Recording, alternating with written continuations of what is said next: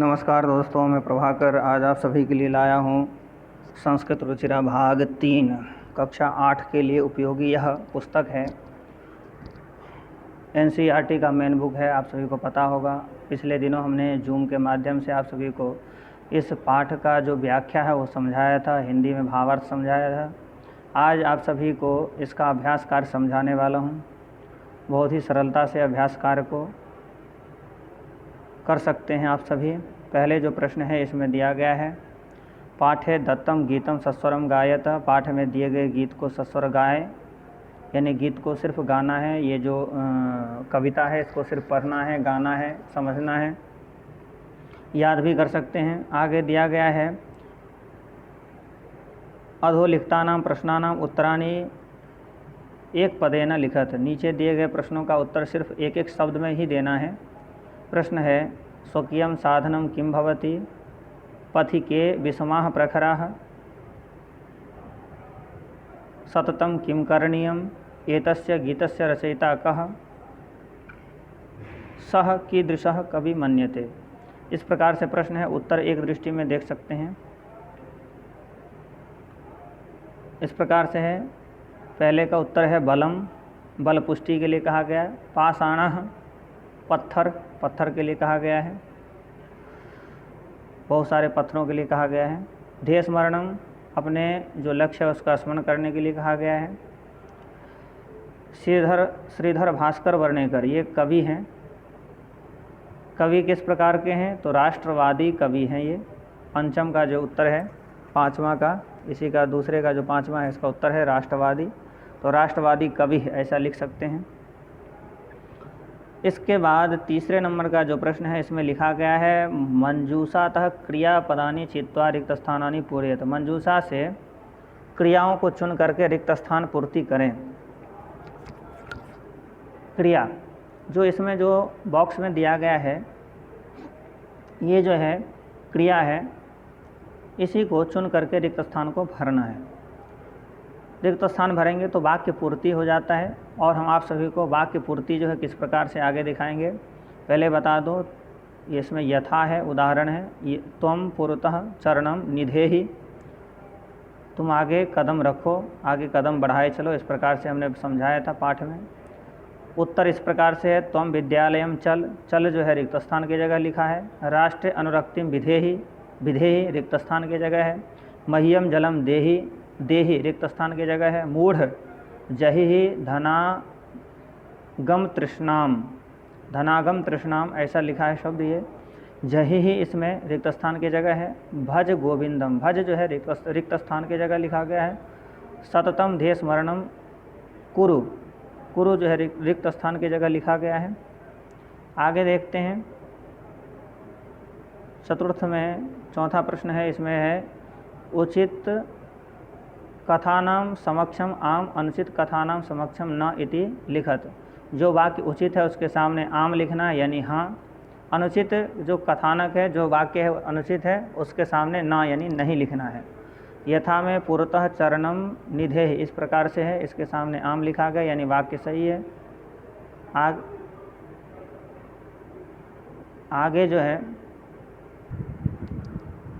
आगे जो है इस प्रकार से मैं बता दूं आपको। उत्तर लिखा है यहाँ पे, निज निकेतनम गिरिशिखरे अस्ति, वाक्य सही है इसलिए आम लिखा है। स्वकीयम बलम बाधकम भवति, वाक्य गलत है इसलिए ना लिखा है। पथि हिंस्राः पशवः न अस्ति न सन्ति, पथि हिंस्राः पशवः न सन्ति, वाक्य गलत है इसलिए ना लिखा है। गमनम सुकरम अस्ति, वाक्य गलत है, ना इसलिए लिखा है। सदैव अग्रे एव चलनीयम, वाक्य सही है इसीलिए आम लिखा है। आपको सभी को बता दें कि ये जो प्रश्न दिए गए हैं ये सभी प्रश्न पाठ से आधारित है, इसीलिए पाठ को पढ़ना भी अनिवार्य है। पाठ नहीं पढ़ेंगे तो कुछ समझ में नहीं आता है, इसलिए पाठ को पहले पढ़िए, समझिए, फिर उसके बाद अभ्यास कार्य करेंगे। तो वाक्यों को पढ़ के लिखना चाहिए सबसे पहली बात।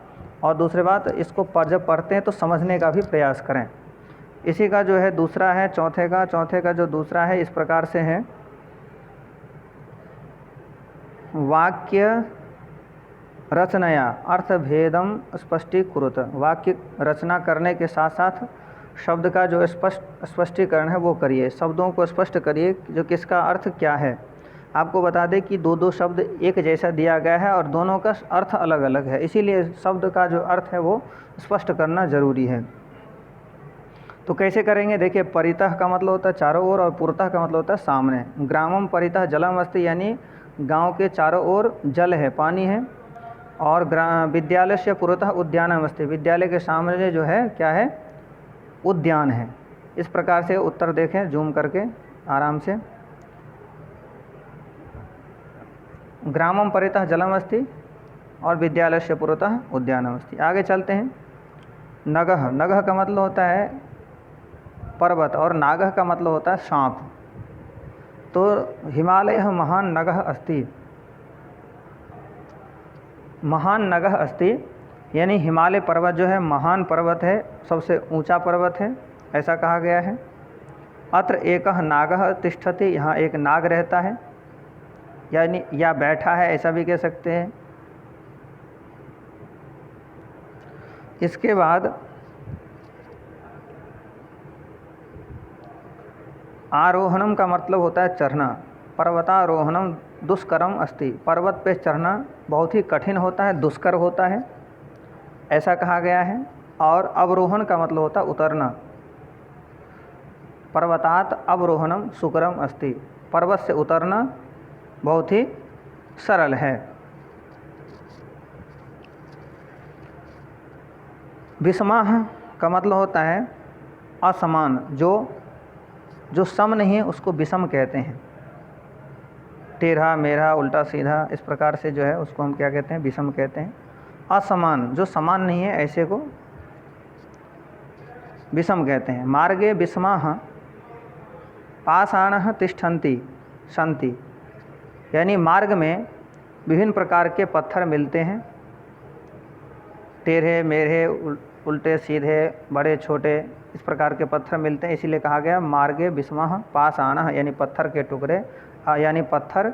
तिष्ठन्ति हैं या सन्ति मतलब हैं। तिष्ठन्ति का मतलब बैठना भी होता है, वो बैठे हैं, तो पत्थर को बैठे हैं ऐसा तो नहीं कह सकते हैं, लेकिन है ऐसा कह सकते हैं, इसीलिए सन्ति ऐसा उचित रहेगा। क्षमा, क्षमा यानी सम, बिल्कुल जो सही है। राजमार्गः, मार्गः प्रायः क्षमाः भवन्ति, राजमार्ग नेशनल हाईवे के लिए कहा गया है कि प्रायः सही रहते हैं राजमार्ग, उस पर जो गाड़ी चलाना है वो बहुत आसान होता है, इसलिए कहा गया राजमार्ग प्रायः क्षमाः भवन्ति, प्रायः जो है सही रहते हैं, क्षम रहता है सब। प्रायः हाईवे, राजमार्ग का मतलब होता है हाईवे। आगे चलते हैं, देखते हैं क्या है। मंजूषातः, पंचम है ये, प्रश्न नंबर 5 है।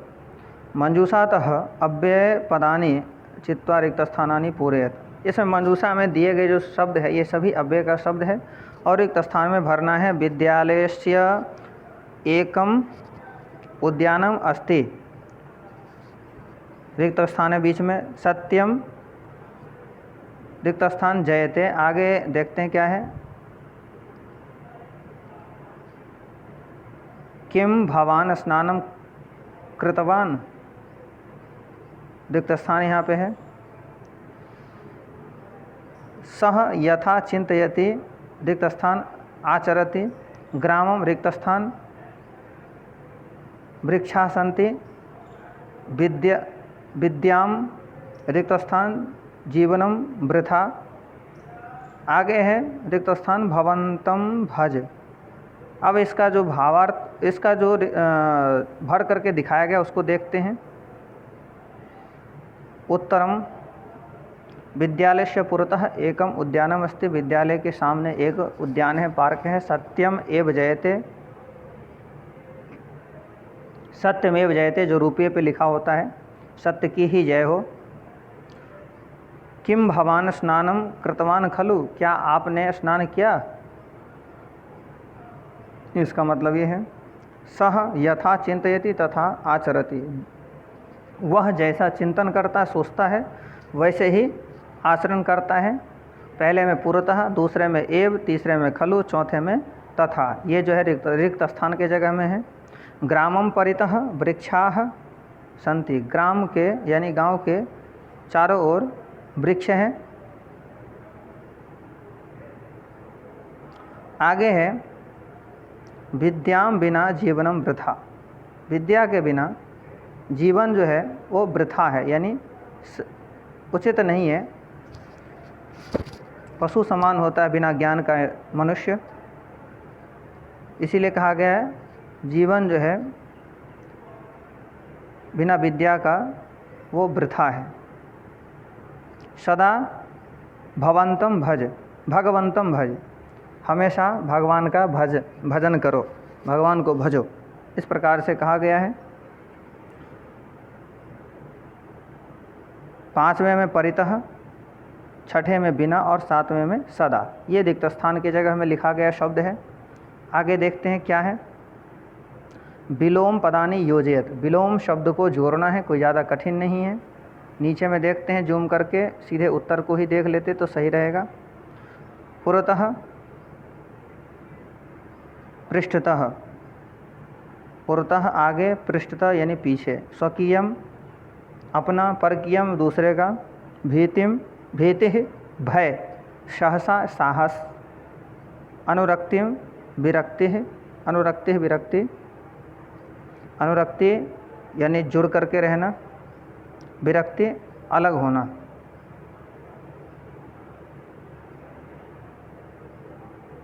गमनम आगमनम, गमनम यानी जाना, आगमनम आना, इस प्रकार से है। एक दृष्टि में यहाँ पे तो ऐसे देख ही सकते हैं, ऐसे करके। आगे बढ़ते हैं।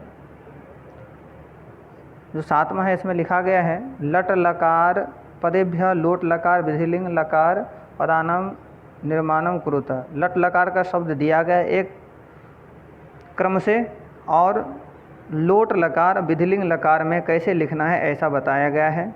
यथा में देखिए, ऐसे करके यथा है यहाँ पे, पठति, लोट में लिखा गया है, उदाहरण है ये, पठतु और पठेत। एक लोट लकार है और दूसरा है विधिलिंग लकार, और लट लकार में पहले से लिखा गया है। तो हम क्यों ना इसको हम सीधे उत्तर देख लें आगे चल के। चलिए देखते हैं आगे। यहाँ पे जो है इस प्रकार से है, खेलसी, खेल और खेले, ये जो है लोट लकार और विधिलिंग लकार में इस क्रम से लिखा गया। मैं बोलते जा रहा हूँ। खादन्ति खादन्तु खादेयुः, पिबामि पिबानि पिबेयम्, हसतः हसताम हसेताम, नयामः नयाम और नयेम। इस प्रकार से जो है लोट और विधिलिंग लकार का जो शब्द है दूसरे क्रम में और तीसरे क्रम में जो है ये लोट विधिलिंग लकार का रिक्त स्थान वाला शब्द है, और लट लकार के नीचे जो शब्द है ये पहले से लिखा गया था। आगे देखते हैं क्या है। इसी का दूसरा है अधोलिखित, अधोलिखितानि पदानि निर्देशानुसारम परिवर्तयत। अधोलिखित यानी नीचे जो दिए गए शब्द हैं इसको निम्नलिखित अनुसार जैसे कहा गया वैसे परिवर्तन करें। यहाँ पे इसको हम वचन, विभक्ति वचन परिवर्तन भी कह सकते हैं और वचन परिवर्तन भी कह सकते हैं। यथा में दिखाया गया है गिरि शिखर। वैसे यहाँ पे हिंदी में शब्द लिखा है, उसको संस्कृत में करना है। गिरि शिखर, गिरि शिखर शब्द जो है सप्तमी विभक्ति एक वचन में लिखना है। यहाँ पे ब्रैकेट में दिया गया है सप्तमी विभक्ति एक वचन, तो गिरि शिखरे ऐसा शब्द जो है ये सप्तमी विभक्ति एक वचन में होता है। अब हम पथिन शब्द का सप्तमी विभक्ति एक वचन देखेंगे तो यहाँ क नंबर पे लिखा गया, नीचे यहाँ पे क पे लिखा गया है पथि और पथिनी, विकल्प से दो शब्द होते हैं यहाँ पे, और वास्तविक में दोनों ही सही है। आगे है राष्ट्र, राष्ट्र को चतुर्थी एक वचन में क्या कहेंगे तो राष्ट्राय। पाषाण को सप्तमी विभक्ति एक वचन में क्या कहेंगे पाषाणे। यान को यानी वाहन, जो यान वगैरह जो भी वाहन है उसको कहा जाता है यान। यान को द्वितीया बहुवचन में क्या कहेंगे? यानानि। शक्ति, शक्ति शब्द को प्रथमा एक वचन में क्या कहेंगे? शक्ति है। पशु, पशु शब्द जो है सप्तमी विभक्ति बहुवचन में पशुषु ऐसा शब्द बनता है। तो इसी प्रकार से आप सभी लिख लेंगे, जैसा बुक में लिखा है वैसे उतार लीजिए और रिक्त स्थान को भर दीजिए। ये सरलतम तरीका है। आगे देखते हैं। तो ये जो है यहीं तक है। 7 ही प्रश्न इसमें दिए गए हैं। आप सभी इस अभ्यास कार्य को अपने नोटबुक में आवश्यक रूप से ही करें। आवश्यकता पड़ने पे कोई अगर बात नहीं समझ में आए तो फ़ोन कॉल के माध्यम से आप संपर्क कर सकते हैं।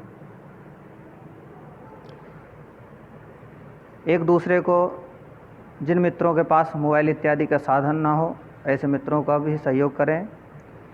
ये जो अभी का दौर चल रहा है ऑनलाइन कक्षा का, इसमें सभी एक दूसरे के सहयोगी बने और तत्परता से कार्य करें, पठन पाठन जारी रखें। इतना ही कहूँगा। एक दूसरे को शेयर भी करिए, लाइक भी करिए अगर सही लगे तो। और विशेष बात ये कि ऑल सब्सक्राइब करके रखिए ताकि जो अगला वीडियो मैं डालता हूँ तो आप सभी को प्राप्त हो सके सहजता से नोटिफिकेशन के माध्यम से। धन्यवाद। आज के लिए इतना ही।